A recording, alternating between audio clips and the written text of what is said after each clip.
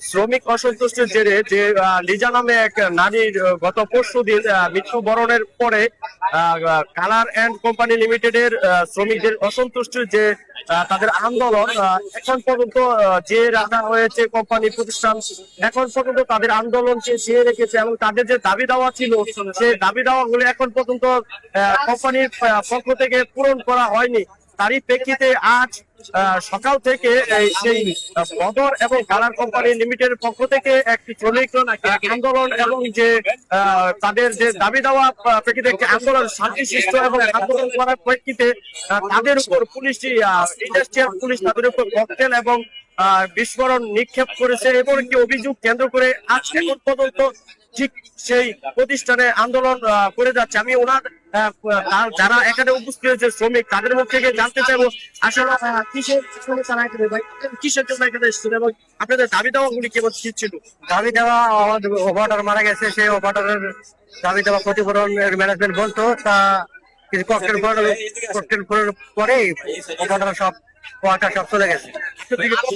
আন্দোলনটা শান্তিশিষ্ট ছিল সন্ত্রাসিষ্ট ছিল। পরে পুলিশ ককটেল ওই বাইরে থেকে কিছু লোক আসছে, অপারেটরের সাথে আছে বাইরের লোক, পরে গেটে হামলা দেওয়ার পরে পুলিশে ককটেল দেওয়ার পরে সব চলে গেছে।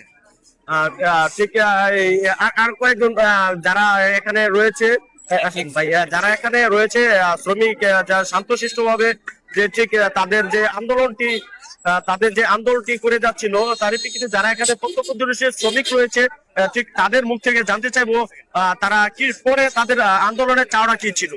আমাদের চাওয়া ছিল যে আমাদের ডিটি কমাই দিব।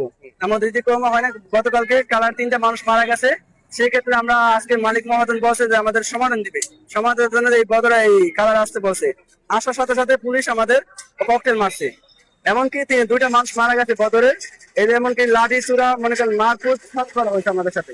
এখানে রাবার বুলেট পুলিশ তাদের উপর নিক্ষেপ করে, তারপর কিছুটা নিয়ন্ত্রণে আসার পর এই বাইরে বহিরাগত এবং পুলিশ তুমুল ঝগড়ায় পরিণত হয়।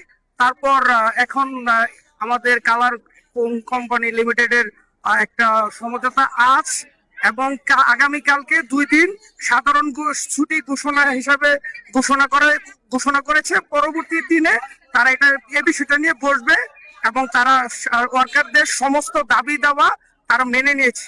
ভিতর থেকে কিছু বলতে তারা সঠিক ভাবে জানায় নাই, প্রচুর আন্দোলনের ভিতরে গ্যাঞ্জাম। সোমবারে 2 দিনের সাধারণ ছুটি ঘোষণা দিয়েছে, তারা মালিক খুব আশা করা ছিল আসে নাই। কালকে তারা আলোচনা করার পরে পরের দিন আমাদেরকে জানাইবো যে তারা কি ডিসিশন নেয়।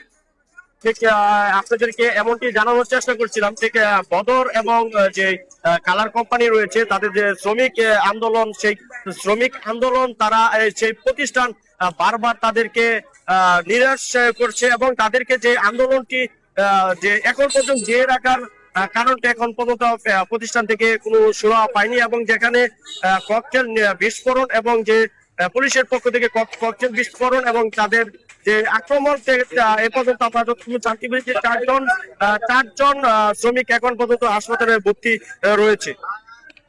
শ্রীপুর থেকে মনসুর ইসলাম মাসুম, গাজীপুর।